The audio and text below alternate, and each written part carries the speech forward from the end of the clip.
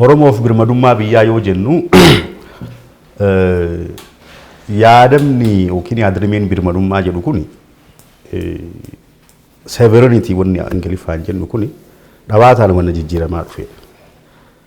Jalqabarraa I think pre-modern state system sirni biyya ammayyaa otoo hin ta'in dura birmadummaa jechuun waanuma nugusaa yookiin queen mootii yookiin mootittii duwwaan wal qabatudha. Biyyi kan mootiidha yookiin kan mootittiiti. Kanaafuu birmadummaa jechuun ishitti bu'uudha. Seera ishitti bu'uudha. Isiif ajajamuu dhabuudha. Dhawaataan garuu sirni biyya ammayyaa kun kan Awurooppaatti jalqabame kuni addunyaa hundatti dirgiree addunyaan amma jiru kun boca modern state jedhamu kanaan jirti. Achi keessatti birmadummaan meelli kabaja ummataa wajji waan walitti hidhatu. Kabaja nugusa tokko yookiin mootii tokko osoo hin taane kabaja ummata as a whole, the people as a whole walitti hidhatudha. Biyyi suni biyya dantaan saba sanii yookiin ummata sanii waloo itti dhugoomu fedhiin badhaadhuu saba sanii yookiin ummata sanii itti milkaa'u yookiin akka milkaa'u hojjetamu akka ta'etti ijaaramaa dhufe jechuudha. Seenaa keessa of duuba deebinee yoo laallu yaa akkuma beektan Oromoon gaafa Afrikaa kanatti saboota yeroo dheeraaf bal'inaan jiraatan saba guddaadha gaafa Afrikaa kana keessatti. Saboonni yookiin gaafa Afrikaa kun irra jireessaan saboota obbolaa Oromoo ta'an yookiin ammoo Oromoo marraa daraaran jedhamanii amanaman niin kan guutamedha. Yaa saboonni kunis Affaar, Somaalii, Agawuu, Sidaamaa, Daamoot waa baay'ee kaasuu dandeenya.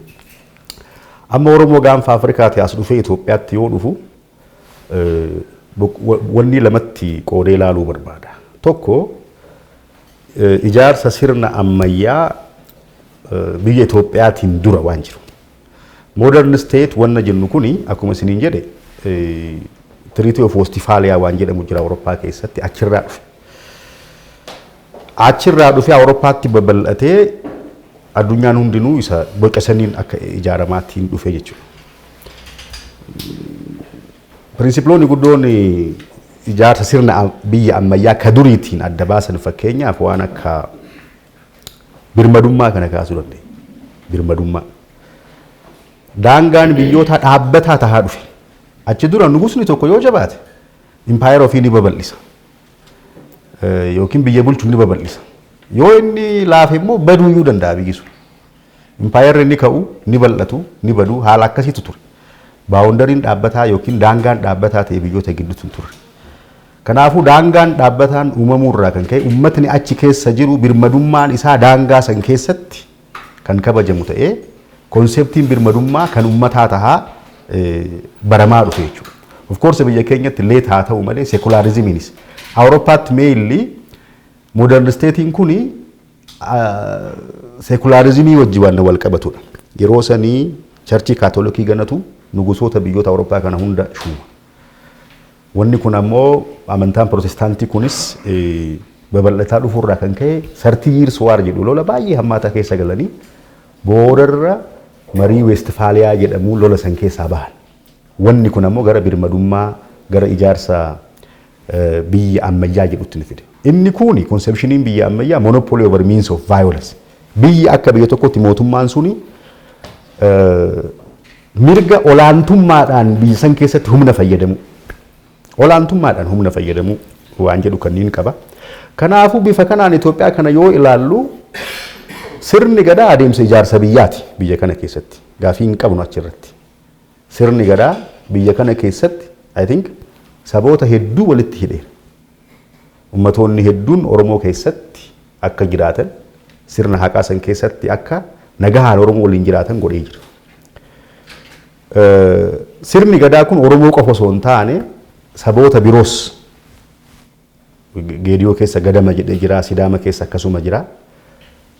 Generally structurein hawaasaa egalitarian ta'e kun almost saboota fi sablammoota kibbaa kana hunda keessatti wanna baramee jiru jechuudha. Akka kaabaa kana highly hierarchically miti.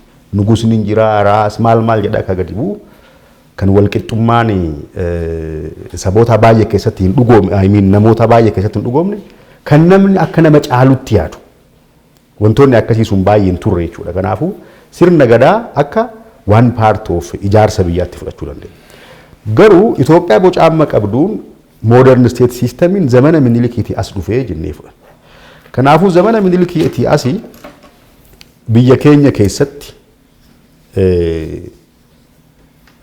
zamana minilikiitii as biyya keenya keessatti modern state systemiin kun otoo hin duruuriin dura Oromoon kun kaabuma Itoophiyaa kana keessatti sistema kaaba Itoophiyaa jiru kana keessatti seenama rikadar ta'e yoo laallu roolii cimaa taphataa ture.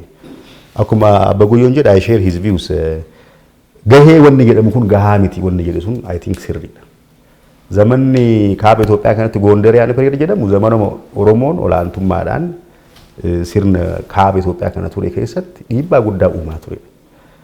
Laala amma Oromoon yejjuu I think amma haala lola amma jiruun naannolee maqaa naannolee walloo kana hedduu bartaniirtu natti fakkaata. Maqaa naannolee gara walloo kana jiru lola kanarra yoo foloo gootanii akka jiru maqaa Oromooti. Oromoon yejjuu kaachi jiraachaa ture akka seenaan distorted ta'e himetti kibba Itoophiyaatii ka'ee achi deemee miti. Oromoon yejjuu jalqaba mallee achuma ture ammallee achuma jira jechuudha. Oromoon walloos akkasuma. Expansionii kunis akka jedhame sanii miti babal'ifannaa maal wanni jedhan kun.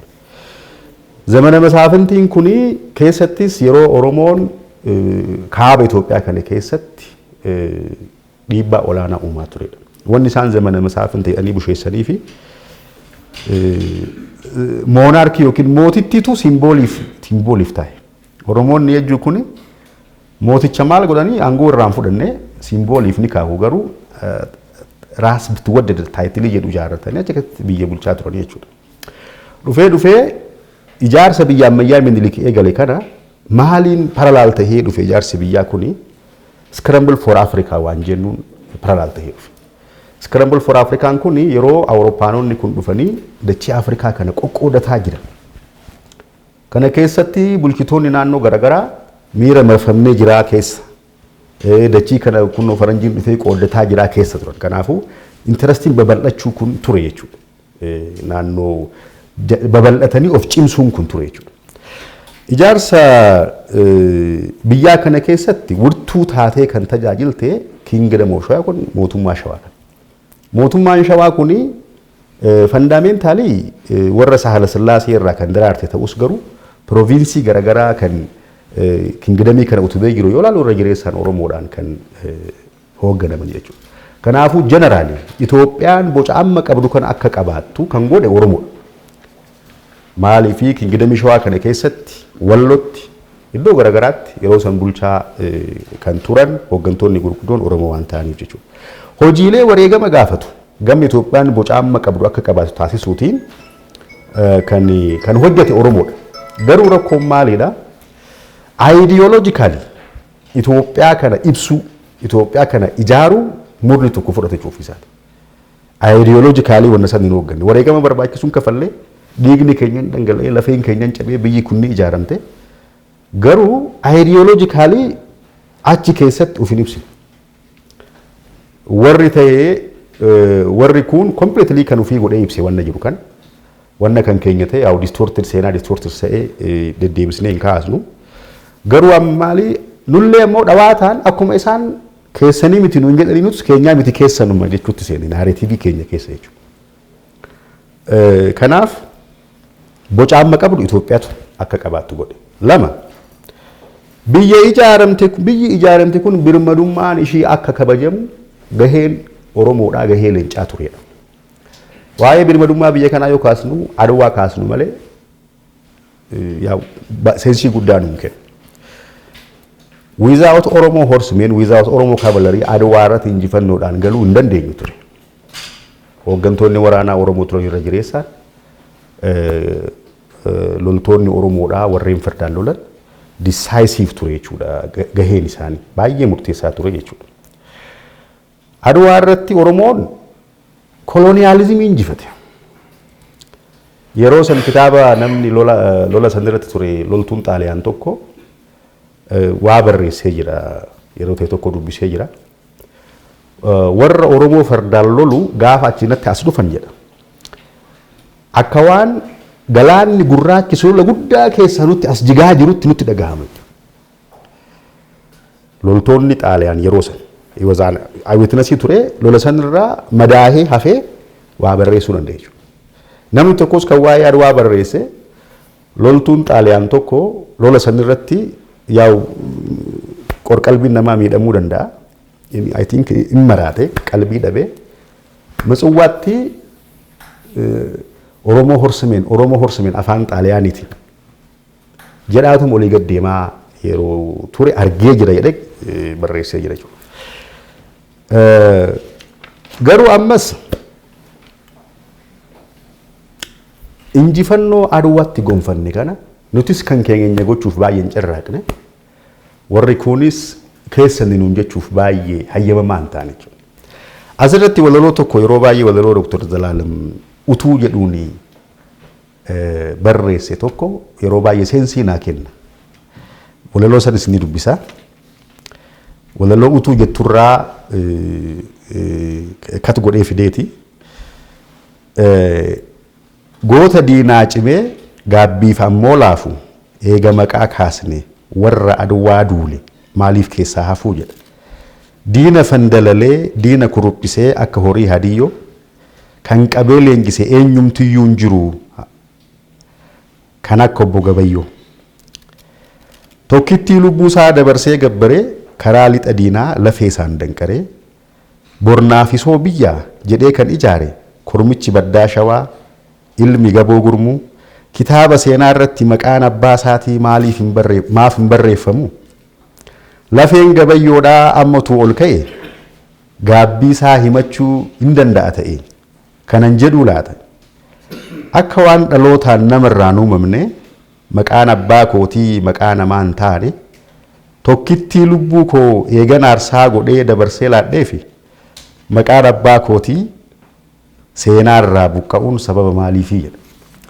I think poemiin kun it tells interesting story. Lubbuu isaa gabbareera. I think the ultimate sacrifice wareegama guddaa kan falee jira. Seenaa irratti bifa saniin hin teenye. Isatti aansinee weerara faashizimii kana keessatti qabxiilee lama isinii kaasa. Seenaa keessatti Oromoon birmadummaa biyya sanaa tiksuuf maal gochaa akka ture. Weerara faashizimii waggaa 5 keessatti Oromoon of tuulummaa moo'e.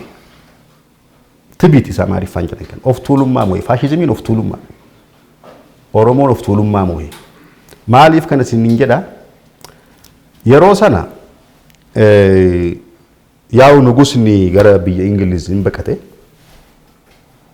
Gootummaadhaan garuu goototni Itoophiyaa hedduun Xaaliyaaniin kun tasgabbaahii biyya akka hin bulchine gochaa ture. Keessattuu shawa kanaa fi Goojjamitti bal'inaan seenaan gootummaadhaan weerara faashizimii kana balaaleffachuu bal'inaan ture. Inni Goojjamis baay'ee bal'inaan ture garuu meelli Baharuu Zawudee akka jedhutti meelli ofii isaaniitiin wal waraanuudhaan baay'ee biizii turanii jedha. Isa shawaa kana garuu irra jireessan Oromoodhaan hoogganan. Abbabaa Aragaay Bacharee jalatti, Abbichuu jalatti, Garasuu Dhukii jalatti, Jagaamaa Keelloo jalatti Oromoon hiriiree warra Xaaliyaanii kana bahaagala dhoggee ture jechuudha yeroo sana. Kanaafuu seenaa birmadummaa kanaa tiksuuf jecha waggaa 5 mukatti galanii qabsaa'aa turan jechuudha. Waa'ee Xaaliyaan kana yoo kaasnu waa'ee fakkeenyaa fi Abuna Phexros yeroo baay'ee hin dhageenyu amma bahaa jira wanni Abuna Phexros kun seenaansa. Akkuma kun yeroo Adwaadhaa Gabayyoo gurmuu maqaan isaa baay'ee ol kaafamu yeroo 5 year Italian colonial rule akkasuma maqaan Abuna Phexros kun sirriitti nama fiigarii sirriitti ol ka'uudha gootummaadhaan jechuudha. Warra Gabra Maariyaam gaarii fa'aa kaasuu dandeenya. Yeroo baay'ee mul'alame Abdiisaa seenaan Abdiisaa gamoo baay'ee ajaa'iba. Abdiisaa gaa asitti miti. Xaaliyaan deemee hidhamee achitti faashizimii lolaa ture. Achitti mana hidhaa keessatti warra jiran qindeessee faashizimii nama loledha. Oromoon goota akkanaa horee asitti miti biyya isaaniittis haala hidhaa keessattis ture. Birmadummaa biyyaatiif diinaaf always compromise godhaa hin turre jechuudha. Kanaaf Oromoon mootummaa kamittuu guutee fi miti. Cunqursaa kamuu keessa haa jiraatu birmadummaa biyyaatiif dhaabbateera. Hamma lola baadimmee yeroo dhiyootti dhaabbateera. Hamma lola baadimmetti. Oromoon birmadummaa cunqursaa hamaa keessas taa'ee birmadummaa biyyaatiif hiriiraa ture. Seenaan Oromoo seenaa birmadummaa biyya kanaa tiksuuti. Seenaa diina biyya kanaa wajji dhaabbachuuti miti jechuudha. Waa'ee modern state systemii wajji wal qabatee wanna jiru hamman erga jedheen booda qabsoo sabboonummaa Oromootti immoo isin deebisuu barbaada. Qabsoo sabboonummaa Oromoo yoo jennu maali qabsoon sabboonummaa Oromoo? Oromoon biyya ofii ijaare keessatti biyya tana ideologically waan hin hoogganneef adeemsi ijaarsa biyyoomaa nation building jedhamu kan afaanii fi amantaa tokko ijaaruuf deemu Oromoo akka sabaatti balleessuuf kan deemaa ture waan ta'eef cunqursaa kana keessatti Oromoon kabaja eenyummaa ofiitiif qabsoo taasisu ture jechuudha. Qabsoon kun jalqabarra waldaa Maccaaf Tuulamaa keessatti daraaraa dhufe. Boodarra qabsoo barattoota Itoophiyaa keessatti ijoolleen Oromoo ideologically qabsoo barattoota Itoophiyaa geggeessan jechuudha. Qabsoo barattoota Itoophiyaa yoo kaasnu fakkeenyaaf waalallinyiin kaasna. Waalallinyiin kuni hiriyaa ibsaa guutamaati. Jalqabarra gaafa ibsaa guutamaa Itoophiyaawii maannoo jedhee walaloo wahii dhiyeessu waalalliin itti dheekkame. Lamin Itoophiyaawii bazar takafafላለህ jedhee itti dheekkame. But after some years, article nationalities question yettu, the most quoted article I think sosochii sabboonummaa I mean sosochii barattoota Itoophiyaa wajji wal qabatee gaaffii sabummaa biyya kanaa articulate godhee article kaa'e. Waa'ee baawwotumsaanii beektu waa'ee Haayilee Fidaanii beektu generally fiigarootni gurguddoon qabsoo sosochii barattootaa yeroo san sosochii barattoota sosochii gaaffii sabummaa gaaffii eenyummaa deeggaru cunqursaa diinagdees akkasuma gaaffii godhatee ka'e ijoolleen sirriitti qabsiisaa turte ijoollee Oromoo irraa baate. Kanaafuu qabsoon sabboonummaa Oromoo qabsoo kabajaati, kabaja eenyummaati. Qabsoon sabboonummaa Oromoo qabsoo walqixxummaati. Tokko abbaa biyyaa, tokko keessummaati ta'uu miti. Qabsoon sabboonummaa Oromoo qabsoo obbolummaati. Qabsoon sabboonummaa Oromoo qabsoo ofiin of bulchuuti. Qabsoon sabboonummaa Oromoo qabsoo biyya kana keessatti dimokiraasii ijaaruuti. Qabsoo sabboonummaa Oromoo kana wajji wal qabatee wanni kaasu barbaadu maali? Biyya kana keessatti cunqursaan sabummaa yoo jiraate Oromoo fi sablammiilee kibbaa fi kibba baha yookiin kibba dhiha jiran irrattidha. Kana isin kaasuuf waalallinyuma kana deebisee kootu godha. Waalallinya artikelii isaa irratti maal jedha? Ask everybody what Ethiopian culture is jedha. It's Amhara or Amhara Tigray. Fundamentally. Aadaan Itoophiyaa aadaa Amhara yookiin aadaa Tigray ta'etti ijaaramaa ture. Ijaaramee Oromoo fi sablammiilee kaawwan irratti fe'amaa ture.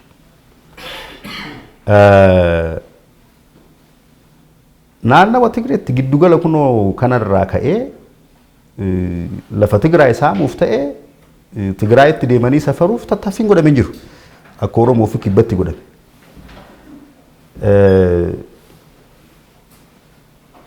Aadaa Itoophiyaa ibsuu keessattis garaagarummaan aadaa baay'ee hin jiru Amaaraa fi I think saba Amaaraa fi Tigree gidduu. Afaanillee baay'ee walitti dhiyaata. Kanaafuu akka Oromoodhaa asii namni gita bittaan asii kahee achi dhufee lafa kan keessaamee humna kan keessaamee eenyummaa kan keessarabee maal experience akkanaa Tigraay hin turre. Kanaafuu fundamentally gaaffiin eenyummaadhaa dhugaan Oromoodhaa fi sablammiilee kibbaa kana keessatti kan turedha jechuudha. Raazariinumayyuu iliitii Tigraay kana yoo laallu giddugaleessa kanarraa gara Tigraay deemuurra isaantu hooggantoota isaanii hedduutu bulchitoota ta'anii mummuudamaa turan. They were part of the royal family, I think. Kana wanni baay'ee wal nu gaafachiisu jiru jechuudha. Kanaafuu gaaffiin eenyummaa dhugaan qabsoon sabboonummaa dhugaan qabsoo Oromoo fi sablammoota sabaaf sablammoota kibbaa fi kibba baha kibba dhiha jiranidha.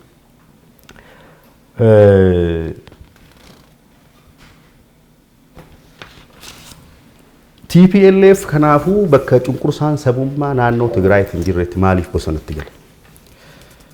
Maal barbaacha bosonatti gale? Anaaf qabsoon sabummaadhaa TPLFif meeshaadha. Hayyuuleen TPLF aangoo barbaadan. Aangoo kana qabachuuf garuu hawaasa ofii sirriitti gurmeeffachuu miira sabummaa kanaan hin murteessan. Akka waan qabsoo sabummaa kanarratti sablammiilee kaawwan hunda wajjin hiriiranii wayitti fakkeessu. Garuu isaaniif meeshaadha. 27 years practically wanni agarre maali? Yoo barbaachisaa ta'e hamma tokko wanna suudoo ta'e wayi fakkeenyaaf federaalizimiin jedhama ofiin of bulchuun dhugaa keessa hin jiru. Afaan keetiin hin barattaa, afaan keetiin hin tajaajilamtaa waan isaan balleessuun qabu kun. Maaliif afaan isaaniitii miti afaan dura sirratti fe'amee ture. Garuu yoo barbaachisaa ta'e dantaa isaaniitti bu'aa yoo ta'e mirga eenyummaa sabaa clearly sarbu. Oromoo waggaa 27 wanni godhan kanu. Manneen hidhaa Oromoo parsantiin 80 Oromoodhaan wanni guutameef humni juntaa kun qabsoo eenyummaa biyya kana keessatti hoogganuudhaan kan nama mormu kan challenge na godhu kan isa kanarraa fudhachuu danda'u Oromoodha jedhee waan murteesse. Malee Oromoo qofti yakka karraa wasu ta'eetii miti parsantii hidhamaan siyaasaa gara 80 Oromoo wanni ta'eef. Saba Sidaamaa yoo inni naannoo ta'uuf mirga eenyummaa ofii gaafatu mirga heeraan isaa kenname maaliif ajjeesa? Tolfama sanitti saba hunda walitti guranii akka barbaadanii to'annoodhaaf isaanii waan toluuf. Kanaafu akka meeshaatti itti fayyadamuun ala in principle moraalii wanta sanitti amananii yookiin in principle wanta sanitti amananii akka hin taane sirriitti ifanuu ta'a jechuudha. Tooftaan isaanii inni guddaan sabummaa kana akka meeshaatti itti fayyadamuudha. Saba Amaaraa kana akka saba cunqursaatti hunda biratti jibbisiisuudha. Saba Oromoo kun akka dhiphaatti. Ana Oromoo tana dhukkubsaa tuffiidha baay'ee akka dhiphaa wayitti. Dhiphummaan wanni ittiin si farrajaa turan jechuudha. Xiqqoo osoo of tuulummaan illee farrajanii naa wayya. Dhiphummaa yoo jedhan. Kanaafuu dhiphummaadhaan saba hunda biratti akka shakkamtu, akka jibbamtu taappeellaan isaanii kana Oromoodhaaf jechuudha. Kanaafuu saboonni lamaan kun ofii isaaniitii waliin galanii saboota kaan biratti immoo amanamummaa hin qabani. Kanaafuu jidduu kanatti isaan aangoo isaanii haga danda'ameen karaa dheeraa yeroo dheeraa akkaataa itti turuu irratti humna hojjetaa ture jechuudha. Kanaafuu humni ABUT kun yeroo baay'ee abokaatoo mirga qabsoo mirga eenyummaatiif godhamu. Godhee ufaa ijaaru malee fandaameentalii garuu intarastiin isaa jalqabumarra aangoodha. Wantoonni kanaa gadi jiran meeshaadha. Instrumentaalii itti fayyadama. Saba Tigraay dabalatee. Haala amma argaa jiruun saba Tigraay dabalatee instrumentaalii akka meeshaatti itti fayyadamutu jira jechuudha. Kanaafuu qabsoon sabboonummaa Oromoo dhawaataan macaaftuu lamarraa ka'ee ABO'n dhalatee ABO'rraa OPDO'nis dhalatee waggaa 27 turre bu'aa hedduu arganne gahaa hin turre dhalootni haaraan immoo hoggansa jijjiiramaa kanaan karaa ijaarama qabuun qabsaa'ee wayyaanee ofirraa buqqisee jechuudha. Amma wayyaaniin argaa keetti deebitee bira jijjiirama kana danquuf waa baay'ee keessa dabarte waa baay'ee raawwattee garuu hin taane amma weerara uummataa guutuu bantee jirti. Weerara like human wave jedhama. Wanni kunillee jechuun baay'ee waan nama jechuun human wave kun it's costly jechuun nama kan akkuma dhumu yoo barbaade tooftaa san fayyadamta. Akkuma dhumu ibiddatti seenee akka dhumu ka dhumu dhumee ka hafee deemee injifannoo waan ati jettu wayii akkasii fidu yoo barbaade uummatatti uummata gadhiista malee wanni kun yeroo first world war waan hafe yeroo san itti fayyadaman irra jireessa. Kanaafuu amma weerara kana nutti bane humni kun maal barbaada? ta'innaa sadihii wahiitu jira. Fundamentaalii garuu maaliif weerara kana jalqabe? Maaliif humni kun lola nutti bane? I think discussionii kana keessatti ka'a jedhee yaada. Maali fundamentaalii beyond namoonni walitti dhukaasu maaliidha lolli kun? Dantaa isaanii kamitti bu'e Oromoon? Qe'ee isaanii dhaqee maali isaanii tuqe? Wanni lola nutti badaniif maali? Ideoloojii guddaa kamirratti wal dhabne? Tarsiimoo guddaa maal irratti wal dhabne sadarkaa kanatti lola nutti badanii biyya nu harkatti diiguuf socho'u. Waan jedhu yeroo baay'ee deebii gahaan argadhu. Garuu ta'innaalee haasofni isaanii yeroo baay'ee wal dhidhiitaa wal dhaha. Ta'innaa waan jedhu wantoota sadii wayii hin jira. Tokko aangootti deebi'uu barbaada. Humni kun aangoo malee qabeenya Oromoo saamu malee jiraatuu hin danda'u. Biyyi hawaasni inni bakka bu'aa jedhe tokko maarjii gara kaaba Itoophiyaa kana qarqara irra jirti. Risoorsiin isaa dipleetir tahee jira. Kanaafuu juuniyer pileeyer tahee jiraatuu hin barbaanne. Aangoo barbaadeera. Kanaafuu aangoon kun qabsoo dhaloota haaraatiin harkaa fuudhame. Akka yaade immoo deebisee aangootti dhufuuf carraaqqiin taasisaa ture hunda harkaa fashale. Kanaafuu deebi'ee aangoo kana qabadhu malee jiraachuu hin danda'u jedhee waan nama murteesse illee fakkaata. Lammaffaa immoo Riippaabilika Tigraay illee ijaaruu barbaade jedha. Maaliif badii baay'ee raawwate har'a callisan malee uummanni kun biroo nagaafachuun isaa hanafu whatever waan inni murteeffate yaan hin beeku. Garuu Riippaabilika Tigraay illee waanuma isaan odeessanidha. Inni sadaffaan immoo inni seensi illee naa kennu Itoophiyaa kana bittinsuuf. Itoophiyaa kana bittinsuuf yoo jedhu ጌታቸው ረዳ kana yoo argitan ለትግራይ ስጋት የሚሆን ማንኛውም ኃይል እስኪጠፋ ድረስ ኢትዮጵያ kana akkuma biyyaatti diina godhatanii ka'an. Kanaafuu Itoophiyaan kun never ever biyya isaan ijaarachuu barbaadan Tigraay tanaaf madda sodaa akka hin taane godhanii balleessuu barbaadan. Bu'uurumaan garuu wanti kun hundi maalirraa maddee waan tuffii Oromooti. Fundamentaalii tuffii Oromooti. Naareetiiviin isaanii wanni kun akkuma waan humna of tuulaa Amaaraa wajji waraana keessa jiranii godhan tooftaa isaaniitiin uummata kana qoqqoodanii cabsuu barbaadan.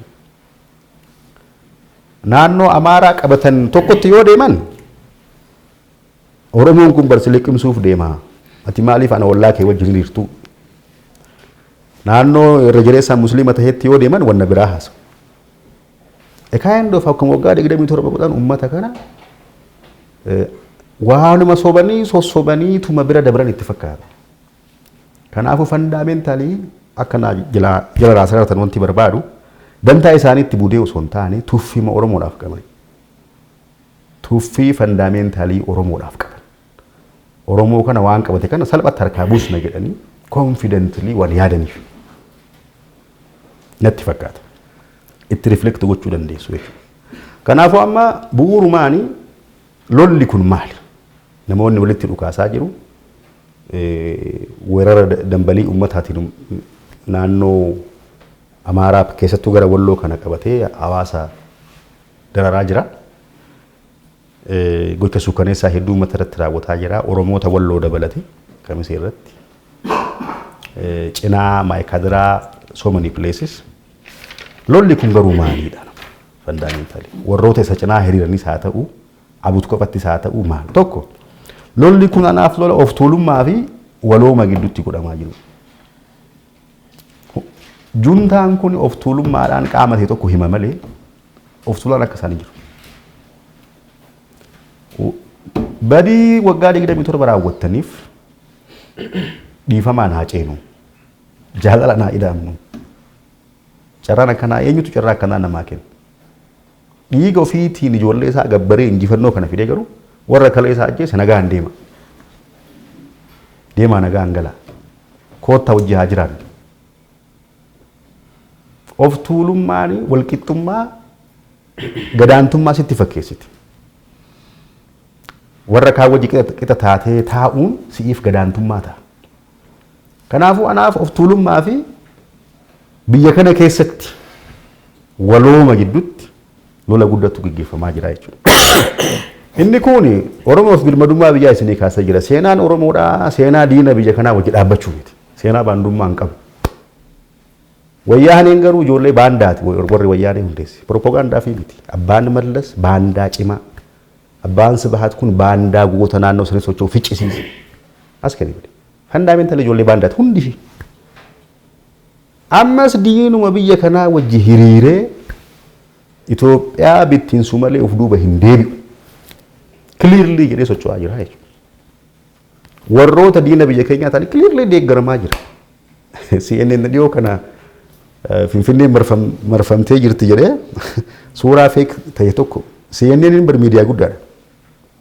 Miidiyaa addunyaa kana keessatti guddaa. Baay'ee guddaa. BBC'n akkas. Sadarkaa kanatti gadi bu'anii humna juntaa kana yoo deeggaran agarra jechuudha. Kanaaf baandaa fi warroota biyya ofii tikfachuu barbaadu gidduutti lola godhamaa jirudha lolli kun. Inni kun biyya kana keessatti seenaa fokkataa qabna. Aangoo humnaan malee walirraa fuunee hin beekne. Aangoo kana caakkatti hin galanii yookiin masaafintiin tokko saraawitii fi hiriirsaa wal fixanii raawwataniituma sireerra ol koran. Kanaafuu adeemsa siyaasa shiftummaa kana jajjabeessu wayitu jira jechuudha. Yeroo hunda bakka ijoollee kana wanni gooteetuma humnumaan aangoo qabachuu. Shiftummaadha. Kanaafuu shiftummaa fi sirna gidduutti sirna ijaaramin jiraachuu fi shiftummaa gidduutti lola ta'aa jira. Biyyoonni walitti dhukaasuu fandaameentalii humnoota lamaan kana gidduutti lola jira. Shiftummaan kun yookiin baduu qaba, nurraa citee hafuu qaba. Abbuu gaafa mufate ol ka'ee mukatti galee qawwee fudhatee hawaasa dararuun kun biyya kana seenaa ta'uu qaba. Akka lola kana itti ilaallu tokko akkana jechuudha. Inni kun keessattuu Oromoodhaa fi gabrummaa fi bilisummaa.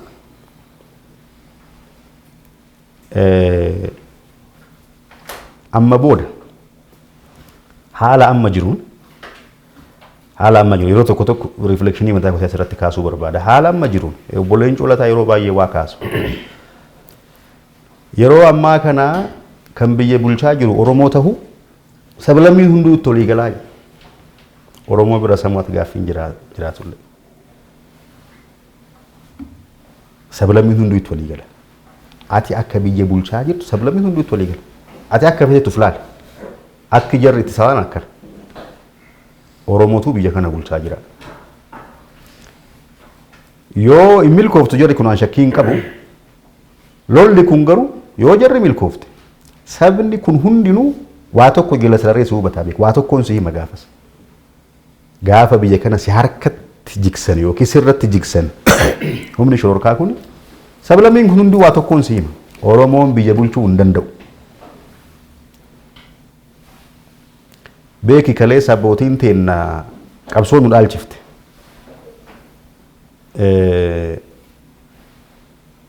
Gabrummaa heddaan buqqifnaa yoo ta'uu baate ilmaan itti guddisne qabsootti nu guddisan jechuudha. Akka gabrummaa kanatti qabsoosnu nu guddisanii jechuudha. Nuti immoo ijoollee keenya qabsoo osoo hin taane gabrummaa dhaalchisuuf deemna jechuudha. Gabrummaa dhaalchisuuf deemna. Akki Oromoon itti ilaalaa jiru rakkoo qaba. Humna kana jala Affaarii fi Gunarguwan, Somaalee fi Gunargu, Sidaama fi Gunargu. Namoota Oromoo irraa bahanii humna kana jala fiigan argina. Keessattuu namoota immoo akkasuma dargaggeessa burjaajessan argina. Sirna kana keessatti jiran sirna kana keessa jiraa fi miti. Hanqinni hedduun hin jira. Anillee taa'ee yoo barreesse baay'ee barreessuu danda'a. Garuu oloofesetan har'uma wanni hunduu naa haa deebi'u jedhe. Kanaafuu wanna kana jala sararree ilaaluu danda'uu qabna. Federaalizimii keessatti namni kimilkaa jedhamu tokko maal jedha? Kabajni nama dhuunfaa kabaja eenyummaa sabummaa yookiin eenyummaa amantaa isaatiin baay'ee walitti hidhateedha jedha. Ati akka Oromootti Oromoon biyya bulchu yoo jedhamte kabajni kan kee tuqameera personally ofitti as finnee ilaaluu danda'utu nurra jira.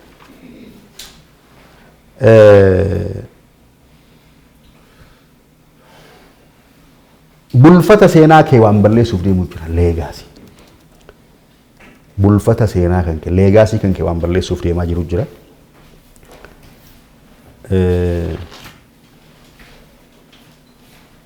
Ani yeroo baay'ee na dhibaa Oromoon kun maaliif yeroo hunda rakkoo keessatti baay'ee tokko ta'an?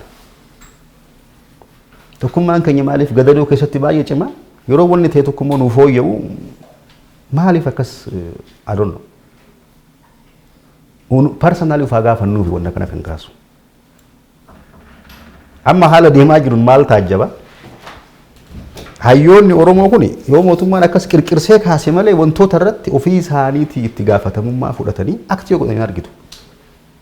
Warri kun garuu badhee taa'ee authoritatively akka waan dhuunfaa isaatti dhimma biyya kanaa irratti baay'ee tattaaffii godha. Dhiibbaa uumuuf yaala. Siyaasni ammaa jiran siyaasa ajandaa wayii uumanii ajandaa sanaa farsuudhaan deeggara baay'ifachuu wanni gara sooshaal miidiyaa ta'ee gara miidiyaatiin naanna'u kun baay'ee murteessaa ta'aa deemama booda. Hirmaannaan hayyoota Oromoo baay'ee murteessaadha. Maaliif qollifata Oromoon kun? Maalirraa immoo qollifataa jira? Biyyi kun yoo jidde isarratti jigdii bara. Kanaafuu fandaameentalii wanna kana akka gaafannu barbaadaa yeroo naa kennametti galatooma.